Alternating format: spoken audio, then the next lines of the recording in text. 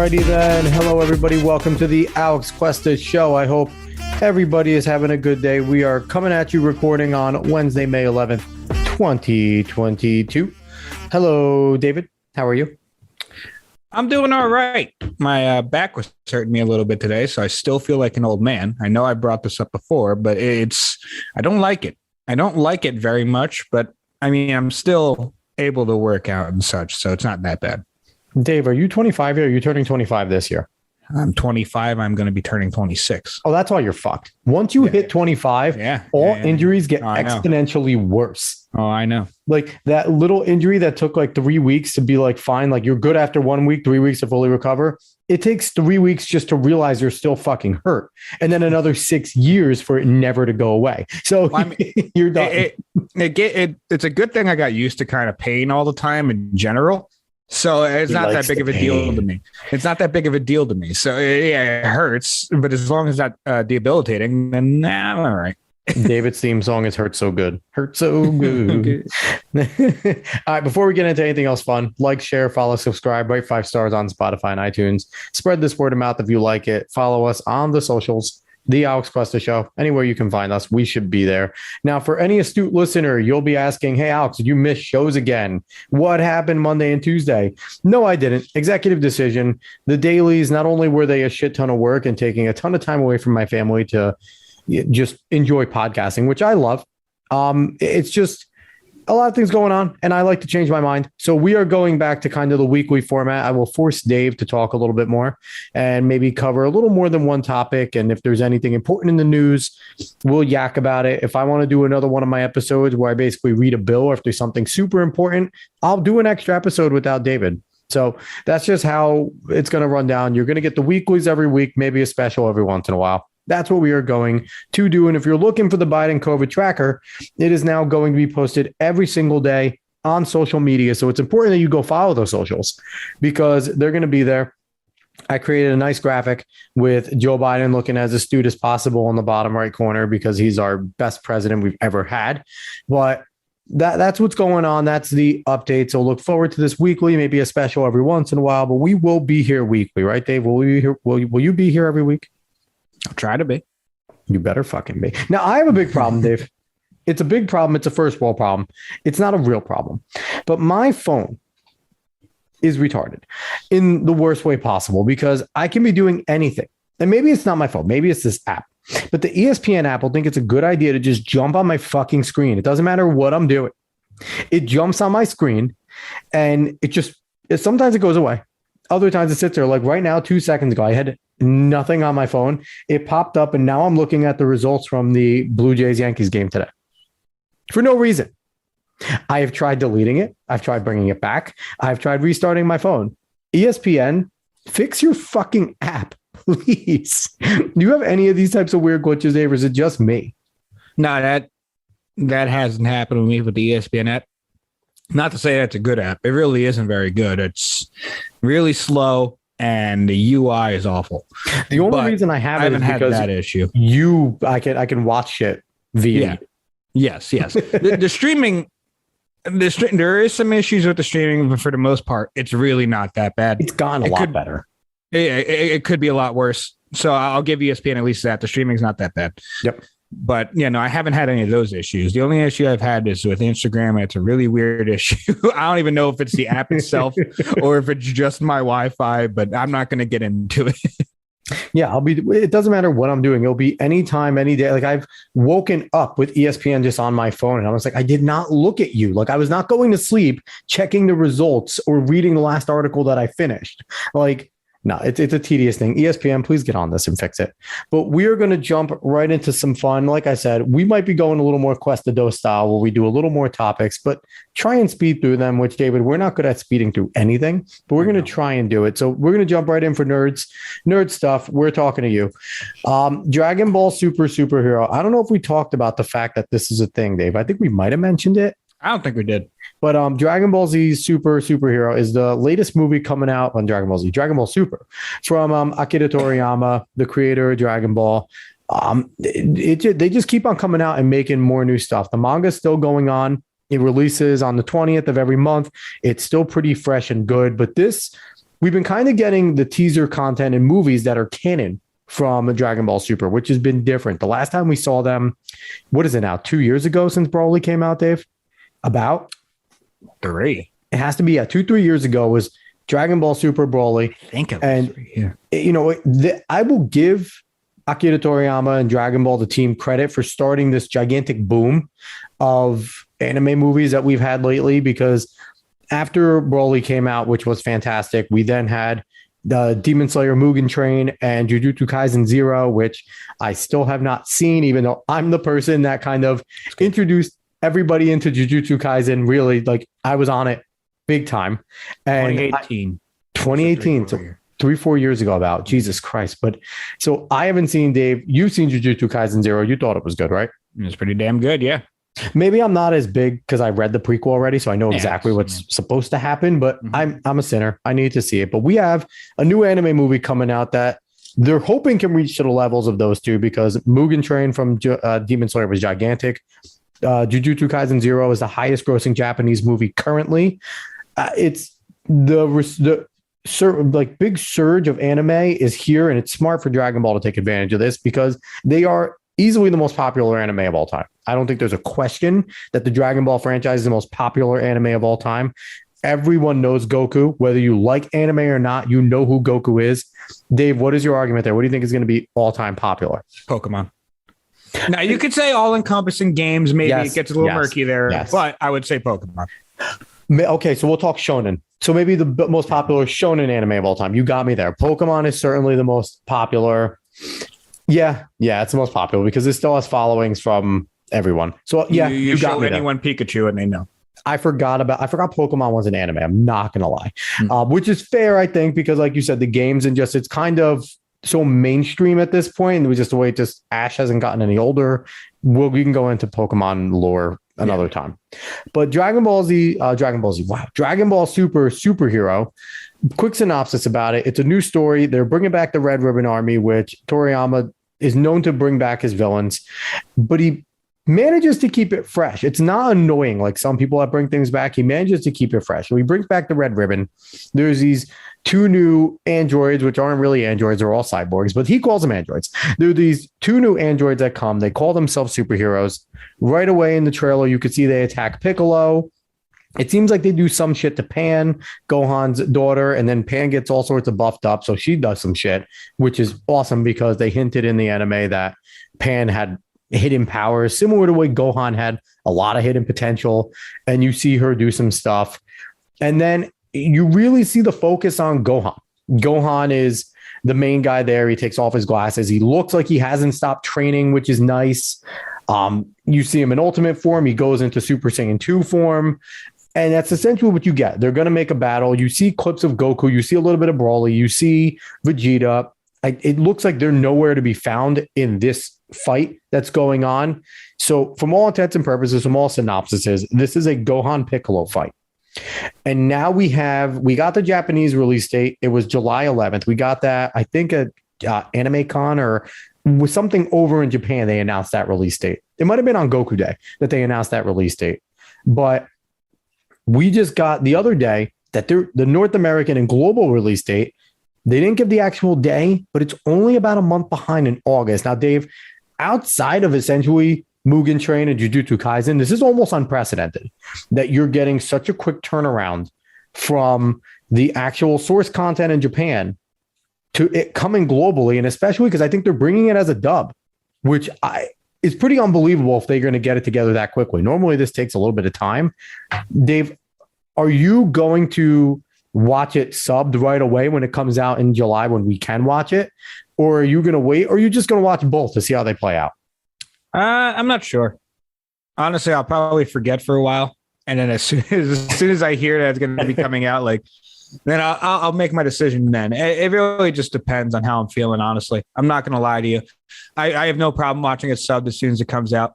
Really, I don't. I can watch any of this stuff. We all can, It doesn't matter. But it all just depends on how I'm feeling and what's going on in life, honestly. Interestingly enough, that's exactly 2 months from now. I didn't realize the Japanese release exactly 2 months from now. It is May 11th. So that's pretty cool. So exactly 2 months from now, you'll be getting it in Japan for all of our anime manga nerds. It's coming out soon. It looks exciting. The only thing I hope for this, and David knows I'm a big Gohan fan. I'm a Gohan fanboy. I always have been. I always hoped that they would eventually do Gohan properly. And in the manga, Toyo Toro is giving Gohan fans and Gohan justice. He's head and shoulders the third strongest fighter, which he has been kind of, but you see in one of the arcs, the Moro arc, he is at this point, spoiler alert, and this is only debatable, probably a good amount stronger than Super Saiyan Blue. He's not Ultra Instinct, he's not Ultra Ego, but he is good amount stronger than what a Super Saiyan Blue, Goku, and Vegeta are. So he has his say in the power hierarchy, which is nice. Which is nice to see. I'm just hoping that this movie, they don't nerf it for the sake of the fact that it's not Goku and it's not Broly and it's not Vegeta. And I'm just hoping that they continue to give Gohan his share. Dave, from everything that it looks like they're going to attempt to give Gohan a proper time. In all the movies he's been in, when he was solo on BoJack, they made his Super Saiyan 2 look unbelievably powerful as a teen. When he fought Broly for the second time, he held his own. It was they've done him right in the movies. Are you hopeful that they're actually not going to screw him and that Toriyama's finally going to actually like him? Or you think this is going to be Toriyama's last screw you? You didn't let me make him the main character when I wanted to. I'm not sure. They're showing him a lot, so I think that they're actually going to utilize him as they want to. I think they'll actually make him strong. They'll make him more of the main guy for this one, especially since we've seen Goku and Vegeta a lot, and especially since this isn't canon necessarily. This one is canon, I believe. Is it canon? I believe it is canon. I believe that all the movies so far, all the movies with anything super labeled on it is canon. Okay, that's fair. That's fair then. I just didn't think it was because I wasn't really following the manga very much. But then again, Broly didn't either. So yeah, no, the manga and the anime are completely different. Yeah, no, that's completely fair. I'm a little off on how it worked, but yeah, I mean, we'll see how it goes. I do think that they're going to be nicer to Gohan this time, just because of the trailers, really. Yeah. If anything, they still might have him kind of lose and need help, but he'll at least look cool doing it. God, I hope not. But hey, it looks like Piccolo gets a new form. He looks like he loses his lines and gets a new form as a Namekian, which would be pretty dope to see Piccolo jump up in power again and kind of keep pace-ish. Yeah. So let's jump away from the nerdy stuff and let's go to the stuff that used to be not cool as a sports fan to like and is now really cool to like as a sports fan. UFC. There was a time in UFC where if you liked it, you were a weirdo. But UFC, we have not talked about UFC for a long time, Dave. It's been 2 months since we talked about it with the Covington Masvidal fight. And since then, Masvidal has ended up giving Covington a brain injury. But outside of that, not in the fight either. No, not in the fight. Well, on the streets after Covington talked shit, Masvidal hit him. And Covington apparently has a brain injury, which... I think Covington's fine, but I think he's okay. I think it was just, it is what I know. He's suing Masvidal, so that's going to be interesting. We'll talk about that eventually when that comes to fruition and what happens. But we just had, I want to say on paper it was a really good card, and for the most part it was a good card, except one of the worst fights in the history of UFC occurred on that card. Yeah. Dave, you're the UFC guy. Let's go over 270. I'm just going to go main card. You want to just go main card, no prelims? Main card. There's really not too much to talk about in the prelims. There's some flyweight bout that might mean something, but overall, let's go main card. Okay. Starting off, Randy Brown and Chaos Williams. It's a damn good fight. Chaos just needs to sharpen up a little bit striking wise. Otherwise, he has power for days. So he's terrifying. In fact, he even got a knockdown on Randy Brown. But Randy Brown is kind of Bobby Green-like, able to use distance and really use a damn good head movement. He's fun to watch. I recommend watching any of those two guys anytime they fight. Randy Brown did end up getting the win on a split decision. After that, we had Mauricio Shogun Hua. I know a name, if you've watched any UFC, that you probably didn't think you'd hear again. I didn't even realize he was still fighting. I'm not going to lie to you, which is probably bad on my part. Well, apparently this is part of his last two fights. He wanted two more and then he's gone, which I'm fine with, honestly. He knows when he wants to be done, so that's cool. But Yeah, he was Shogun fighting. should be out. I like Shogun, but he should be out. Yeah. He is fighting Ovince St. Preux, OSP, who is a good fighter, but streaky, mainly because he's more of a counter puncher and he's slower in the fight game. He's just a different kind of fighter. Yep. OSP ended up winning that in a split decision. And honestly, Shogun is still a damn good fighter. He's as old. He's as older and slower than he used to be. And that's it. But you know, though, it's crazy because you have Shogun who's fought in the ring 41 times. And you're looking at that and you're like, holy shit. And that's 41 times a professional fighter is a lot. And he's 40-something years old. But you look over at OSP, and it's not like OSP is that much better. OSP, he's fought in the ring the 30, 40, 42 times. Yeah. So he's been these are two experienced veteran guys, and you got what you thought you were going to get out of them. They kind of came and they both did what they do. It's not, you weren't surprised. There was nothing surprising. It's not like coming in and watching Nagano wrestle. Like these two guys stuck to what they did and they fought it out, and it was entertaining, and they didn't look like old guys. They didn't look like old men when they fought. Yeah. I mean, the only thing that might have annoyed people is OSP's fighting style, but that's his fighting style. He sits and he bides time and he makes you impatient and he counterpunches. He's a very good counterpuncher. He's been successful, 26 wins. So exactly. That's the thing. And he's fought some of the best in the light heavyweight division. Yes, he has. But yeah, he ended up winning on a split decision as well. Next fight was one of the bigger fights of the night. In fact, probably some people's most anticipated fight of the night. I'm so sad. Michael Chandler versus Tony Ferguson. In the first round of this fight, Tony Ferguson looked damn good. Tony Ferguson's striking was on point, and everyone coming into this has said he's hittable. And Tony Ferguson is hittable. He's always been hittable, but he's never really usually down, or if he is down, he's not out. And his ground game is damn good enough to make you wary.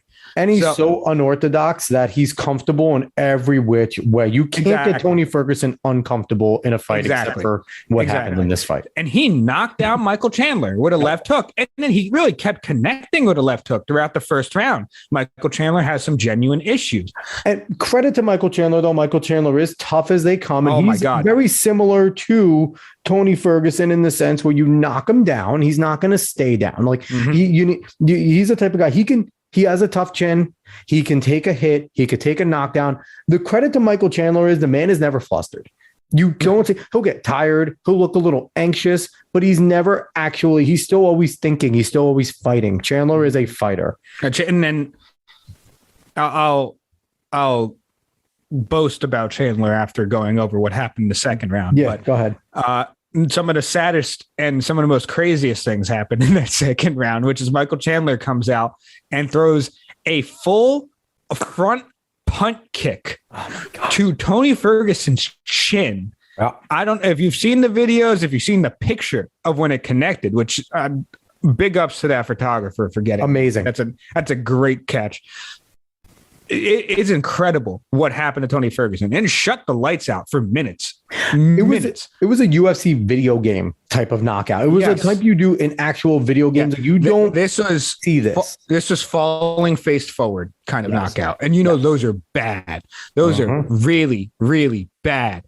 But and people did compare it to Anderson Silva, but I do agree with what others are saying that it's not Anderson Silva. Anderson Silva was an actual karate kick. And I mean, usually it goes to the body, but he went to the face and he caught Vitor. But Vitor wasn't even completely unconscious after it. Yep, he was just lost. Damn close. Yeah. But that was a karate kick. You could see the snap on Anderson's kick. Michael Chandler's kick was a straight punt. There wasn't really a snap. He was kicking a ball. And the thing about it, Dave, it looked like one of those kicks that was more of it has intent. If it lands, it's going to do what it did. But it was kind of that testing the water, back the fuck up type of kick where I don't think, you kick with those kicks are intended to get the result that he got. But normally they're either strifed, they're blocked, or defended, they're half hits. Like guys usually get out of the way, and it's more of a message sending kick. Like, I want to kick you in the face. Let's change a kind of an eye thing. That kick is there now. Yeah. Well, and the thing is that Chandler in the post interview, right in the ring, he was asked, do you even drill that? Did you see that? They didn't drill that kick at all. They drilled uppercuts because Tony Ferguson holds his guard a little out. Yep. He doesn't hold it in the center. So they drilled uppercuts going up the middle. And he just decided at that time, let me try this kick. which is awesome. Yeah. Because it made one of the most memorable KOs in UFC history, honestly. One of the most memorable in UFC history, because not only did you KO someone like that, but you KO'd Tony Ferguson, who's never been put unconscious like that. Yep. And this could be a career ender for Tony Ferguson, similar to the way that it's a career ender for Frankie Edgar. Once you get knocked out that first time, it's a lot easier to get knocked out again. And Tony Ferguson's a guy that lives and dies by the fact that he can take a hit and he can take chances and he's unorthodox. And I'm hoping this doesn't do that to Tony Ferguson, but I will say 96% of the guys, especially a brutal KO like that, never come back to be able to take those type of hits again. Because we've seen Tony Ferguson take some fucking clocks and be out, almost essentially out on the ground where he looks loopy. But Tony Ferguson is always able to get in guard even when he's loopy. He was actually out this time. And there was no question. And Chandler didn't even, he did a backflip onto him, but he didn't backflip onto him. He great restraint by Chandler because he saw him coming down. He was going to punch, finish the fight. Yeah, saw he was out. You're taught to go. Saw he was out, didn't do it, and then he backflipped 3 or 4 times because the crowd wanted one more each time. So I have a question, Dave. You follow this a lot more than me. Number one, I will say this: Michael Chandler, does he have a gold around his waist? No. Was that the reason why he was brought to UFC from the other promotions? Yes. Has he done the job that Dana Ferguson and we all wanted him to do, coming into here with the high accolades and just being thrust into the championship position to fight the best fighters? He's absolutely lived up to the billing. Yes, 100%. He has been game, the man has not had a boring fight. The man has not. Anytime you see Michael Chandler on a card, you go and watch that fight. It's that simple. He said it. He goes, I'm going to make every fucking fight exciting, whether I win or lose. Exactly. I'm going in there to win. I'm going in there to punch somebody in the face, and that's what I'm going to do. Dana White brought him in here to make this a very, very interesting lightweight division. And he did, because let's be honest, he was seconds away from winning the belt against Charlie Olives. He was seconds away. He put him down. He looked great. And then he ended up losing. But I mean, we'll go over that. Everyone does, Saul Oliveira. Yes. But Michael Chandler has not had a boring fight. I mean, it's only been 4, but still, you watch Dan Hooker. He knocks out Dan Hooker. Charles Oliveira, damn good fight. Both of them get knocked down. Justin Gaethje, I don't know if he knocked down Gaethje, but he wobbled him. He had him close. I think he put Gaethje on the ground though at one point. He definitely took him down. He took him down. I don't think he put him on the ground, but he did take him, which Gaethje didn't expect. He was a big takedown. It was actually close to a slam, and then Gaethje scrambled. It was awesome. Gaethje's so good at that type of shit. But then again, that fight, honestly, if you're going to introduce someone in the UFC, Michael Chandler, Justin Gaethje is a great fight to do it on. And now this one, where he puts a KO and basically into the history of the UFC. So where does Michael Chandler go from here, Dave? Where does he go? Does he now? Because I'm going to say it. I'm going to spoiler event. The lightweight championship is vacated after this card. Is he now a contender? Should he fight for a title at this point? So we'll go over it more later. Yes. He doesn't have your opinion, should he be in line? We know what's probably going to happen. We'll talk about what's probably going to happen because Dana White is a money whore, which fine by me. But does Michael Chandler, after what he's done, deserve that chance again? Because we don't know how many more he's going to get. He's not a spring chicken. Yeah, he genuinely could. You can make an argument for it. I wouldn't. Mainly because it's been one fight removed from a championship fight where he lost to the current. Well, I'm going to still say current champ. Still the current champ. But yeah, where he lost to Charles Oliveira and he lost to Gaethje, and now he gets this big win. Honestly, I loved his call out of Conor McGregor. Yep. That fight would be wild because honestly, I have no idea how it would go. That would be a crazy ass fight. But I don't see him going up for the championship, at least not this round. If he wins another fight, then you can make an even better argument for him. Because I'd love to see him fight Nick Diaz. Not Nick, Nate. Nate, yeah, fight Nate. Him and Nate would be a great fight. That could be interesting. I don't know, and I think Nate has one more, and I don't know what he wants to do. It's that whole thing with the Nate in the UFC. It's been weird. Yeah, it's taken way too damn long. But Michael Chandler, one more fight, if he wins it, especially in this fashion again, then I could see him getting another title fight. But right now, I wouldn't do it. All right, so we talked about that. God, do we have to talk about this next fight, Dave? Well, we'll give a little bit, talk a little bit about it. All right, so next fight on the card, I'll jump in with you, Dave. Women's strawweight championship, co-main, Rose Namajunas came in as the champion, and we talk about knockouts, legendary highlight reel will never be forgotten in the UFC knockouts. Her knockout of Jay Lee is one of the best we've ever seen with that front kick, that more of a ninja kick. Mm-hmm. Yeah, great kick. And she comes in fighting Carla Esparza, who is a good fighter, was a champion years ago now. She beat Rose, yeah. Yeah, she beat Rose a long time ago. Mm-hmm. And she's back. She gets her chance again. It's essentially a grudge match, even though I don't know how much grudge is there. Mm-hmm. And we were all expecting a good fight. We know Rose isn't scared to go in and take a hit. Carla certainly isn't scared to go in and take a hit. We thought we were going to get a nice slobber knocker. We didn't think people were going to walk out of this one. We thought a KO was going to happen in this one because those are these two type of fighters. Dave, we got the most boring fight. We got a fight that it looked like two people that didn't want to fight each other. That's what it looked like. Two people that didn't want to fight each other. And as much as I like Rose Namajunas, she deserved to lose this fight. And she did to Carla Esparza by decision. Because it was the only person that did something at least twice in the fight was Carla Esparza. It was boring. It was bad. And even the announcers got on kind of both of them. Joe Rogan got into Carla Esparza asking her, like, was it your game plan to do nothing essentially? Like, what was your game plan? And she was happy. She won. She has a wedding in a week, so she's happy her face isn't busted up. But she flat out said that. But it's like, I mean, this almost makes me not want to let Rose have a title fight. Like, get a rematch because it was awful. It was so bad, and they could fight tomorrow. Neither of them did anything. They could have actually went after the main fight and said, "Let's do this again and fight for real." It was bad. This is one of the worst fights I've ever seen in my life. In any promotion. Yeah, shades of Adesanya versus Romero. But even then, that fight might have had actually more. It had more action. Adesanya Romero had more action than this. Yeah, which is, wow, that's bad. Yes. But the most interesting thing was, I mean, Carla Esparza is dominant on the ground. Her wrestling is pristine. That's actually the reason why she beat Rose in the first place. Rose couldn't do anything against her wrestling. And that's the reason why she's here, because she just has been destroying people on the ground. I mean, her striking's okay, but it's mainly to set up to get you on the ground and you're not going anywhere. Yeah. So, but the interesting thing to me was, I mean, the first round, I give everyone kind of a first round sometimes. It's a feeler, especially in championship fights. It's a feeler round. You could feel someone out, especially, you're going up against a style that might be able to hinder you for a while. So, especially with Rose, I'm like, okay, I know she likes the pressure, but she comes into this one fighting an old nemesis that wrestled her to death. So you want to be careful about that. Yep.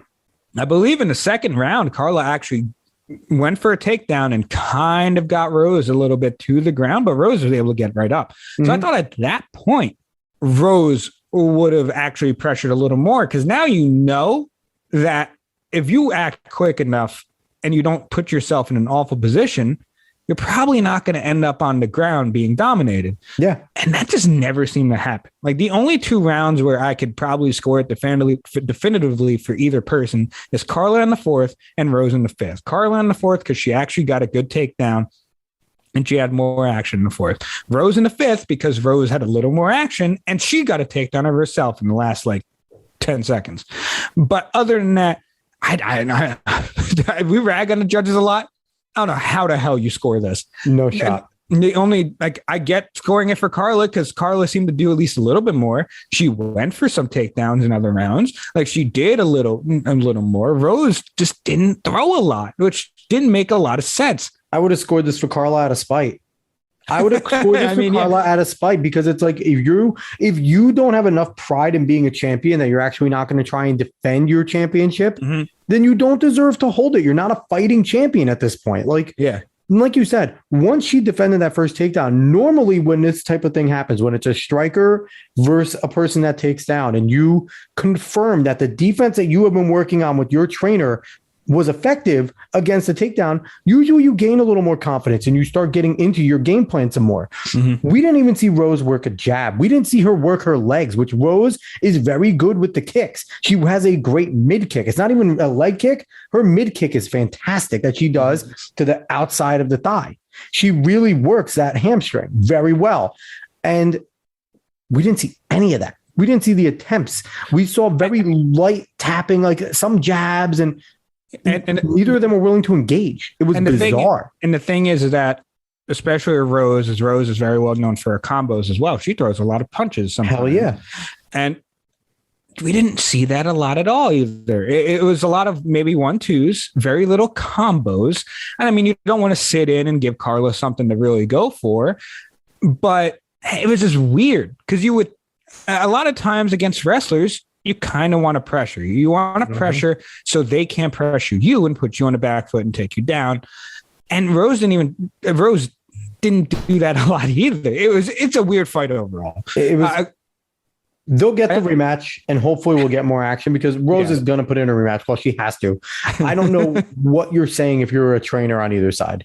And during this, honestly, if you're Carla's trainer, you're probably saying Rose is playing into your hand. You're the champion if this goes on. That's the thing is Carla. I understand Carla's corner being happy with the way this fight was going. Yeah. I don't understand Rose's, because Rose's corner was happy with the way this fight is going. I have no idea why they were happy with the way this fight was going. I don't understand why you wouldn't want to finish here. Why wouldn't you? You are a pristine striker. Oh, yeah. Why not? You should be hurting Carla everywhere. But it's just a weird fight overall. If you want to watch it just to see what the hell happened, you can. Just do not be laying down or maybe even sitting down because you may fall asleep. Her goal should have been to ruin her wedding photos. That should have been the only fucking goal. Rose's mind. Ruin the wedding photos and make her have to get plastic surgery 2 days before it. Anyway, let's move on to a real fight. Wasn't a long fight, but it was a good fight for the time that it lasted. The lightweight fight, main event. Now, the tragedy of this fight is only one person could walk out a champion. That was Justin Gaethje, the challenger. Charles Oliveira, we mentioned Charlie Olives, did not make weight. He's a half-pound overweight, and he was, the moment that bell rung, he was officially stripped of his title. There was a lot of things going on. Gaethje was locked in, Dave. He looked really good early on. Good strikes, rocked Olives, rocked him. Twice. One time, Olives was hurt bad. Yeah, he was on his back. Yeah. He was dazed, but he was in full guard. And Gaethje did not want to get involved with Olives BJJ. Now, I think that's the wrong way to look at guys like this. I'm not going to lie. I get it. Charlie Olives is unbelievable. But what happened, Dave? He got his BJJ anyway. And he finished. Why did he get it? Well, that's the question. Why did he get it? Because Charles Oliveira, as great as he is at Brazilian Jiu-Jitsu, is almost just as great as the striking. Yep. That's the issue here. Is that's the reason. I mean, that's almost the reason why you almost want to go down. Yeah. Even though it's such a tough decision because you kind of want to go down, you want to put the pressure, you want to get some GNP in, but you let him up, and there's always the threat there that he puts you down as well, and that's what happened.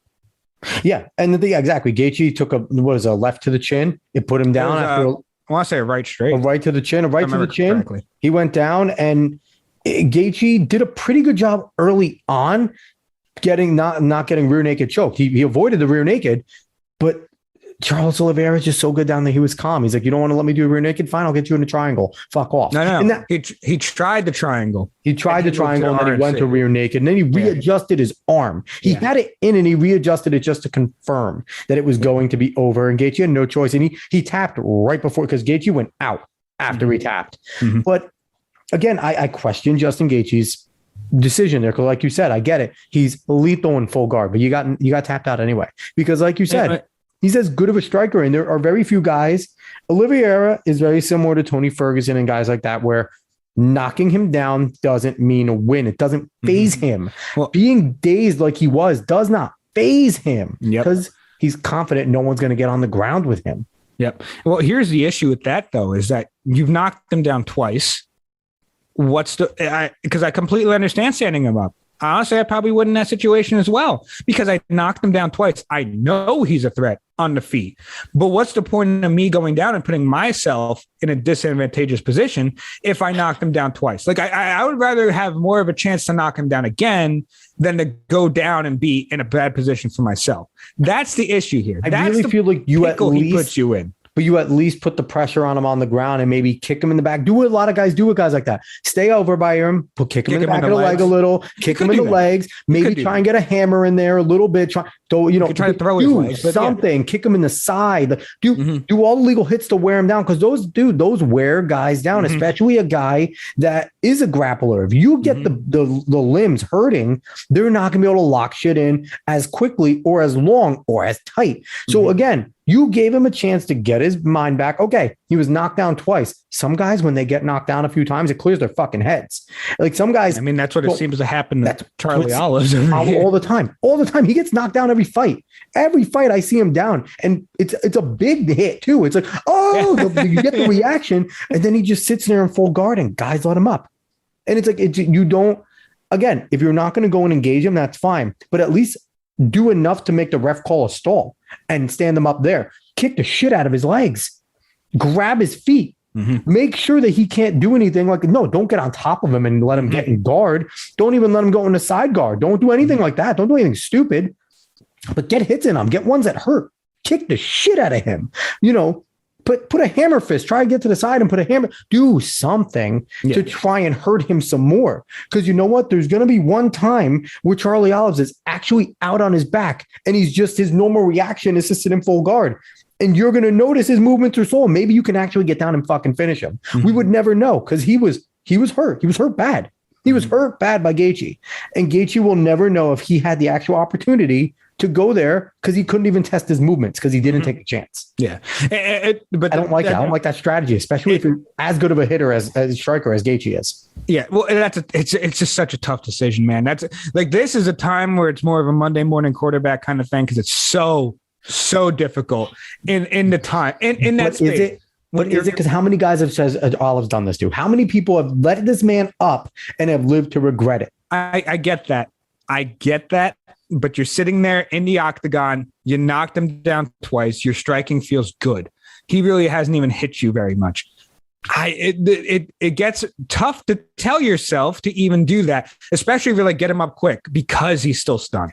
That's the thing. It gets very. This is the time where, because I completely get what you're saying, and it's a good strategic way to hurt him a little bit more. But once you're in that moment, you might not be thinking that, because you just want him up again. Come up. You're still a little stunned, and I know I'm a good striker.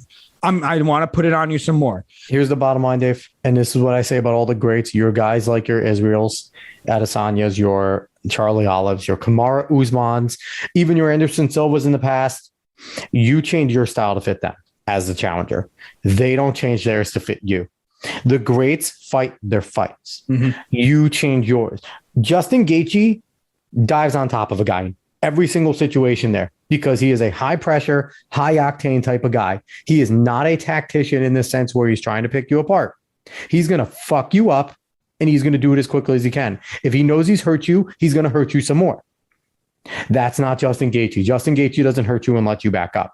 And that's the difference between the all-time greats, like a guy like a Charlie Oliveira is eventually going to become, because he's on the cusp of being an all-time great. His bloom is very late. But he's on the cusp. If he goes back and re-wins this and dominates again for like 2 more title defenses, it's done. Open and shut. He's one of the best lightweights of all time. But that's the thing. He's the similar guy. John Bones Jones, another guy. He likes to mimic people to fuck with them. But everyone changes their fight to fight a John Bones Jones. A Francis Ngannou is going to become that way as well. The greats make people change their styles. They don't change for anybody. Well, that's the issue here. But that's the issue here. And it's not even that much about Justin Gaethje. It's more about Charles Oliveira, because it's not like Justin Gaethje really fought a bad fight. Gaethje fought a pretty damn good fight, especially for the first round. But Charles Oliveira is just so good. Like, not only is he technically sound in every aspect of mixed martial arts, but I mean, he says it. He probably has the most heart in the game. And it's really hard to say no to that. No, like you said, it seems like the man almost gets put on his back every fight, every title fight, at least. Every title fight. Absolutely. So, and then he gets back up and then he dominates. It's not even like he survived the round and he wins. No, he dominates in the same round. It makes no sense. He got his ass beat for 2 minutes. In that first round, he got his ass beat for 2 minutes by Justin Gaethje. Yeah. And all it took was one hit. One knockdown. One knockdown, a failed submission, which Gaethje did a great job defending. That triangle was in, and Gaethje defended it. Yeah. That triangle was almost locked, and Gaethje got out of it. And what did Olives do? Cool, bitch. Right on his back. Cool, bitch. I got your back. And that's the thing. So, Dave, I'm looking at the rankings here right now. I'm looking at the rankings for lightweight. Lightweight's insane. There was a lot of good challengers. We talked about Michael Chandler. After that fight, me and you both talked. You're thinking Islam would be logically the next up. It's not going to be Islam because who did he call out? He called out Conor McGregor. If Conor's ready to fight, we're going to see a Charlie Olives Conor McGregor title fight because Dana White likes seeing $1 million pots, not $750,000 pots. He likes seeing $6, $7, $8 million pots because Conor McGregor's name is there. It's not going to be fair, but man, what a fucking comeback story if Conor McGregor comes and beats Charlie Olives. Holy shit. If he knocks out, if he's the guy to do that. McGregor beats Charlie Oliveira, we'll never hear the end of it. If we already think he talks a lot, oh my God. If he makes this type of comeback, does he enter into, even with all of his losses and all of his struggles, does he enter into that legendary Anderson Silva type realm of just no doubt greats? Because to fall how he has fallen with his injury, with his losses, he's not a perfect superstar, Conor McGregor, in any way, shape, or form. But if he does that, what the fuck? What can you say about the guy? If he comes and beats the top dog, what are we going to do? Like, where do you put Conor if that happens? Number one, and we know he doesn't deserve the title fight, but what chance does he have against Charlie Olives and the way he's fighting right now? With the way Oliveira's fighting, I don't give Conor much of a chance. I'm not going to lie. If Conor catches him, he has to put him out. Yeah. But that's the thing. I don't. Oliveira just is so damn good striking wise. You have to knock Oliveira out. You don't just put him down. You have to knock him out. It has to be done. That's the thing. And I think he'll be able to catch McGregor. But as long as McGregor doesn't actually put him out, I see Oliveira winning the fight. So here's the question though on McGregor, because we've seen McGregor, prime McGregor, and we're hoping we get that back because he's fun. The UFC is better when McGregor is great. Like that's just the bottom line.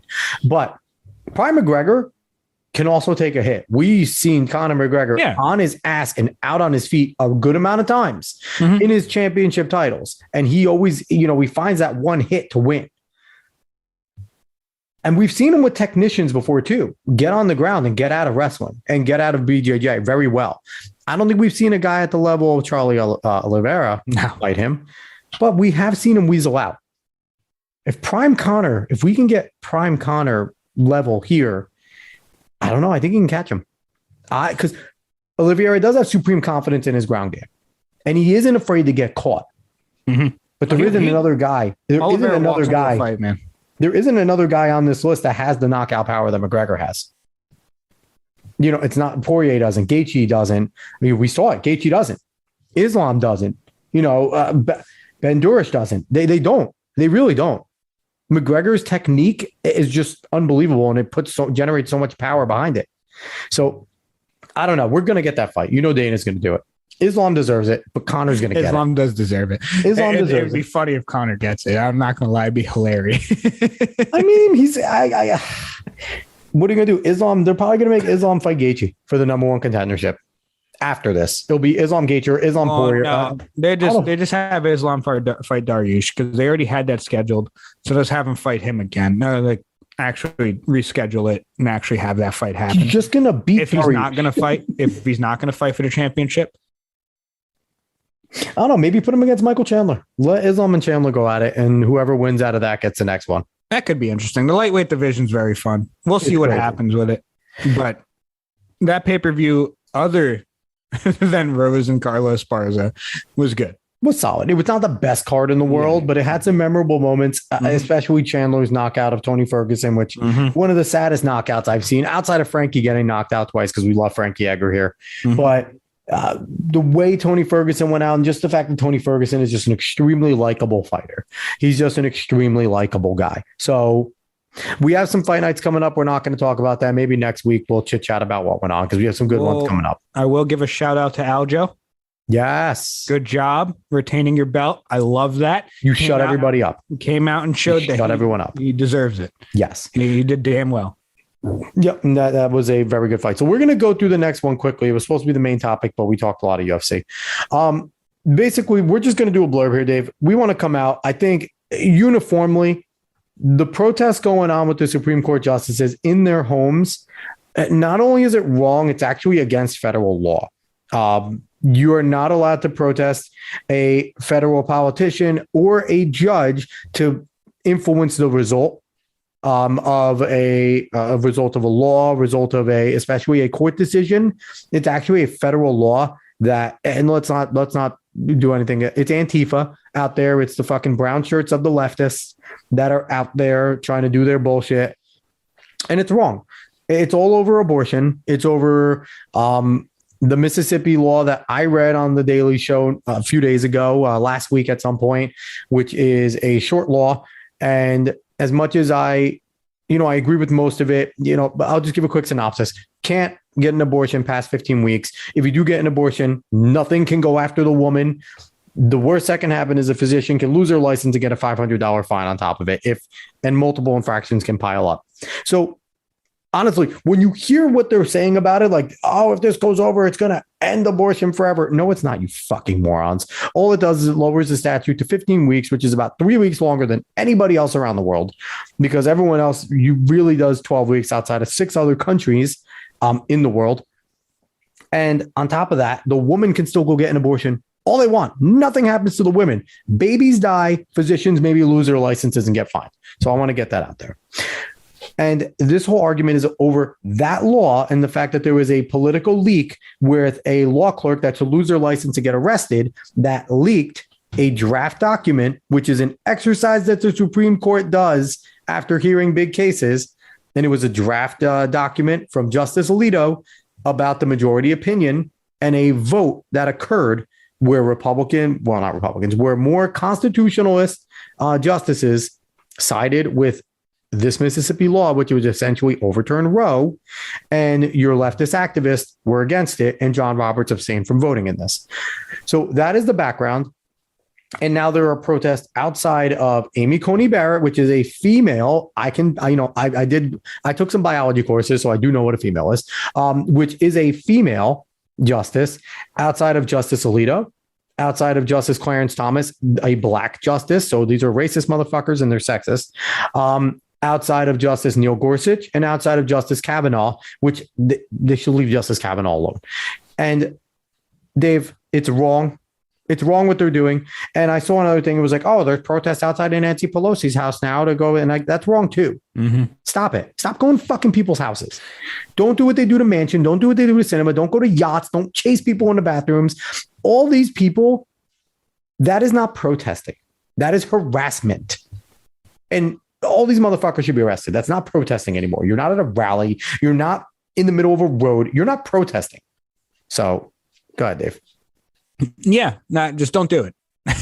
You are actively trying to harass someone. Don't even act like you're not. And I know some of the defense is like, well, they're taking away our rights, so we have to go and fight for our rights. And that's why it's okay.